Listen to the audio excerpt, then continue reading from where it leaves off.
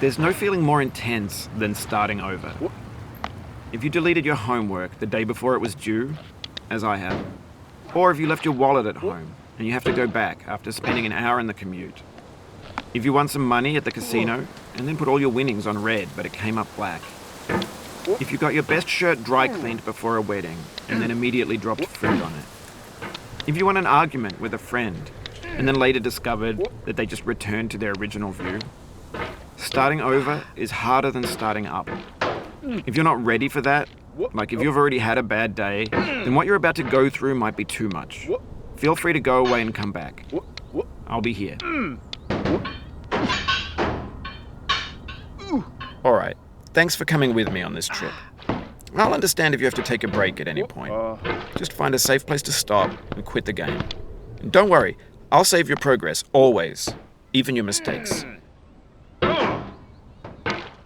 This game is a homage to a free game that came out in 2002, titled Sexy Hiking.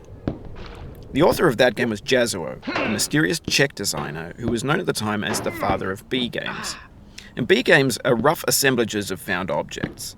Designers slap them together very quickly and freely, and they're often too rough and unfriendly to gain much of a following. They're built more for the joy of building them than as polished products. In a certain way, Sexy Hiking is the perfect embodiment of a B game. It's built almost entirely out of found and recycled parts, and it's one of the most unusual and unfriendly games of its time. In it, your task is simply to drag yourself up a mountain with a hammer. And that act of climbing, in the digital world or in real life, has certain essential properties that give the game its flavor. No amount of forward progress is guaranteed. Some cliffs are too sheer or too slippery. And the player is constantly, unremittingly in danger of falling and losing everything.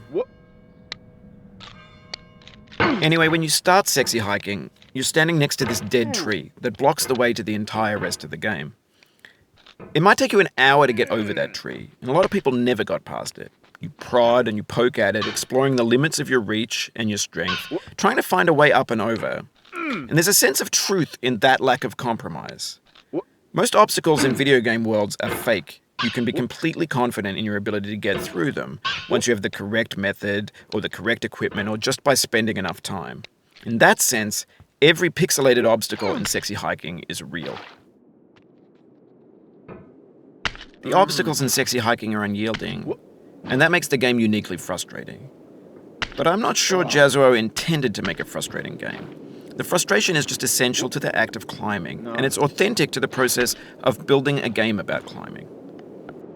A funny thing happened to me as I was building this mountain. I'd have an idea for a new obstacle, and I'd build it, test it, and it would usually turn out to be unreasonably hard. But I couldn't bring myself to make it easier. It already felt like my inability to get past the new obstacle was my fault, as a player rather than as a builder.